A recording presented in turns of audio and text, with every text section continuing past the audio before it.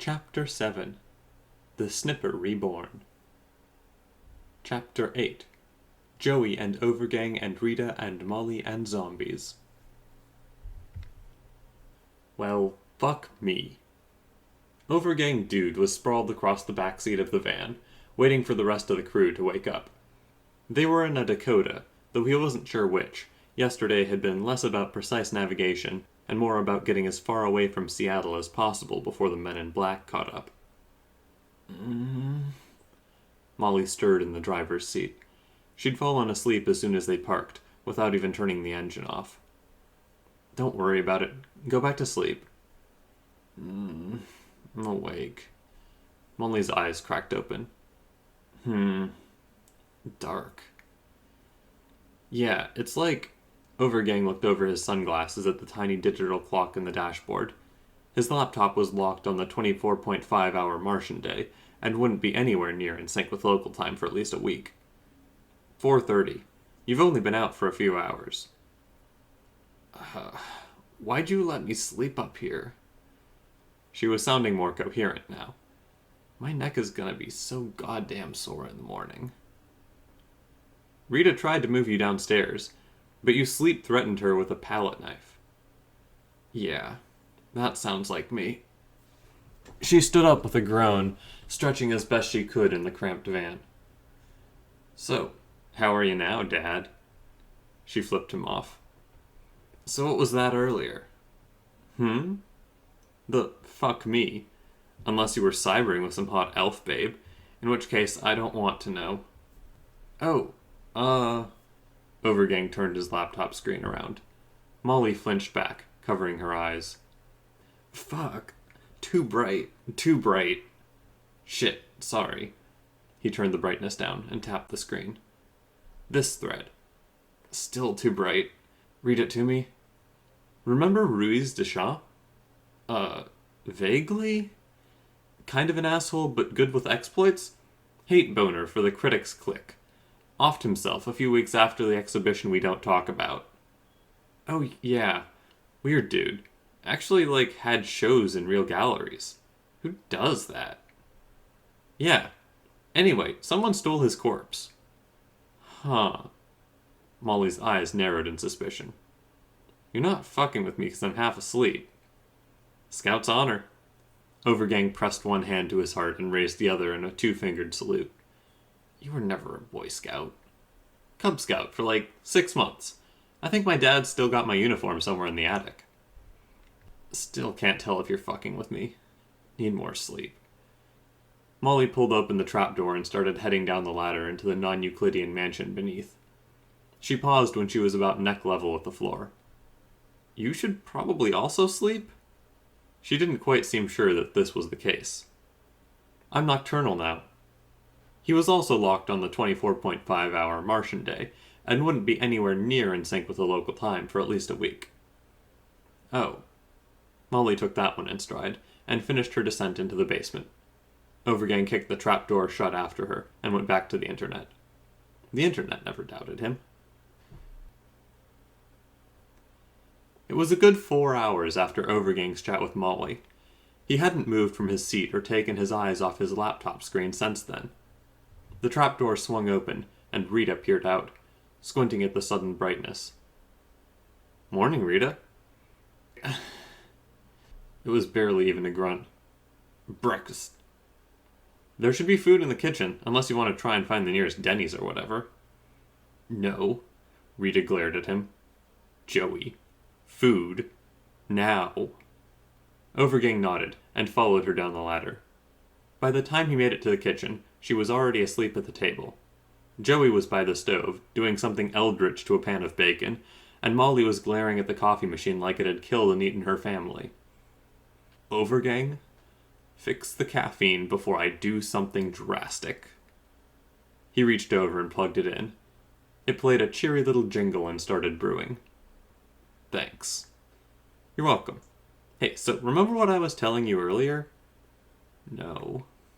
Molly was maintaining eye contact with the coffee maker, as if it would suddenly stop working when not observed. I remember nothing between the exit ramp and my bed. Oh, well, that's fine. I can tell you guys, too. So, remember Ruiz Deschamps? Joey flipped his bacon, a pensive look on his face. Betamax guy? Yeah, Betamax guy. Betamax guy? Molly's face was practically pressed against the coffee pot, watching it fill. Joey nodded. Betamax guy. Like, every other time he was in a show or at a party or whatever, he'd show up with all his work on Betamax. Never bought his own player, and like, who has a Betamax player? So I've never actually seen any of his stuff. What's he up to? I don't know. Overgang grabbed a seat, nudging Rita's head back to make room for his laptop. He's been dead since, like, a few weeks after the exhibition. Oh. How'd he die? Suicide. Froze himself with liquid nitrogen. Dang. Yeah. Anyway, yesterday someone stole his corpse. Overgang turned his laptop to show Joey and Molly a local news article. Grave robbery at Holy Cross Cemetery. At the top was a photo of a freshly dug grave, underneath a headstone reading, Ruiz Edward David Wilson. Someone had crossed out the Wilson with spray paint and written Deschamps underneath. Double dang. Joey poked at the bacon and seemed to come to a conclusion. He dropped some on a plate and slid it over to Overgang. Here. Overgang prodded it suspiciously. What does it taste like? Joey shrugged. No clue. I've been trying a new thing. Randomizing my flavors. Overgang sniffed the bacon. It smelled like bacon. He took a bite. It just tastes like bacon. Molly finally had her coffee, and was looking less murderous by the second. She dropped a second mug by Rita's head. Let me try. She chewed for a moment. It's turkey bacon. You made pig bacon taste like turkey bacon? Not intentionally. I told you, I'm randomizing my flavors. I'm trying to be more spontaneous. Rita, eyes still closed, reached out and cradled the coffee mug. What about Betamax guy? Drink your coffee, kiddo, Molly said. Then she stole another piece of turkey bacon-flavored pork bacon from Overgang's plate. Not a kiddo. Rita sat up, eyes still closed, and took a sip of her coffee. Just turned 20. Adult. Betamax guy? Betamax guy. Rita's answering glare would have killed the lesser man. Thankfully, Overgang had spent the last several years developing an immunity to Rita's glares. What about Betamax guy? She punctuated each word with a sip of coffee. It definitely didn't have the effect she was going for, unless that effect was mild second-hand embarrassment. Someone dug up his body. Or so we thought. Overgang opened another tab, this one a YouTube video. This morning, copies of this video were found in the offices of Anarchy, The Village Voice, the Agar Haruspeks, Dvorak, the Soho Chronicle Press, and probably a number of other newspapers, magazines, etc. that I don't follow on Void. Aren't the press a front for the Men in Blacks? Yes, that's not the point. The point is they all got a copy of this video. He paused dramatically. The other seemed more confused than excited, so he ended his pause a whole half-second earlier than his customary 2.3 seconds. On Betamax. Other people can use Betamax. Hey, Joey, I think this one is soy bacon. Molly held out a half-eaten rasher for inspection. Joey grabbed it with his tongs and sniffed. I think my randomization algorithm didn't go far enough in flavor space. The ones I've tried with have been fried ham, pancetta, and pork rinds. So what's on this video? A whole bunch of pretentious bullshit about the need to revitalize the Anar world after the collapse of Are We Cool Yet? Overgang took a bite of bacon, so he didn't have to deal with the punctuation of that sentence. It tasted like salt-cured pork. It's a manifesto, but it's a manifesto delivered in Ruiz Deschamps' voice. Who's Ruiz Deschamps? Betamax guy, Rita. Oh, Betamax guy. Right. So, Joey said, cracking an egg over a fresh pan. He's come back from the dead? After 3-4 years? He'd be pretty gross, wouldn't he? Like, full zombie mode. Molly poured herself another cup of coffee, and very pointedly ignored Rita's pleading look and outstretched mug. As soon as she put her own coffee down on the table, it started inching slowly over to Rita, as if being pushed by an army of highly trained invisible arachnids. Molly was too busy contemplating Ruiz's state of decomposition to notice. Plus, he froze himself to death, so total frostbite face.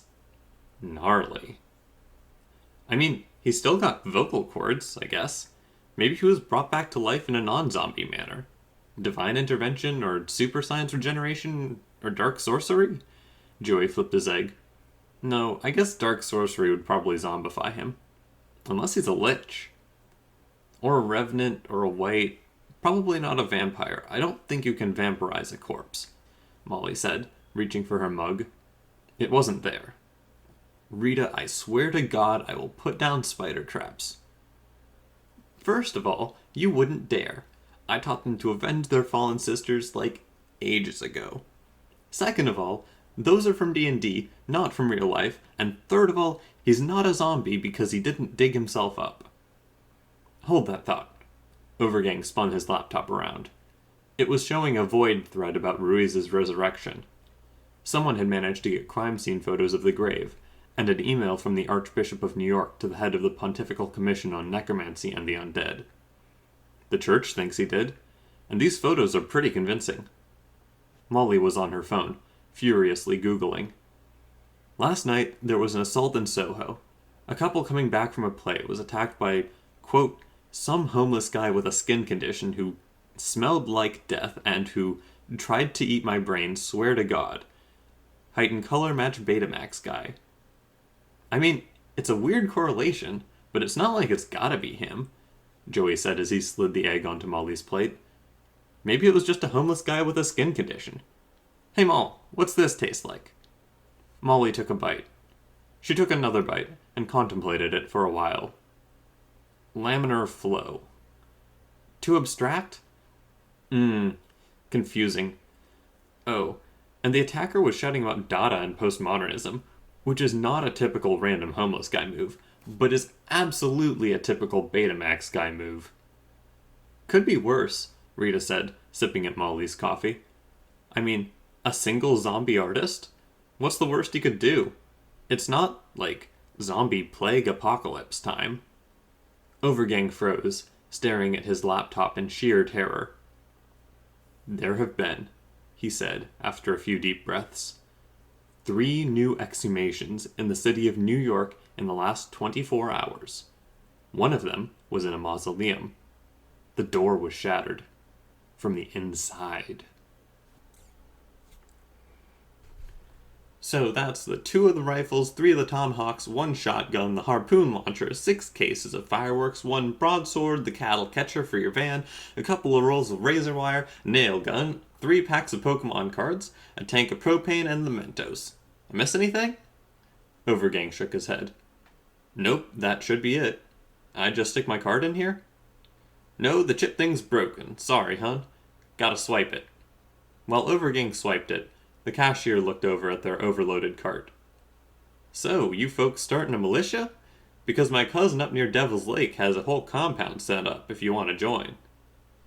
No, ma'am. Joey was probably laying the country on a bit too thick, but the cashier seemed charmed by it.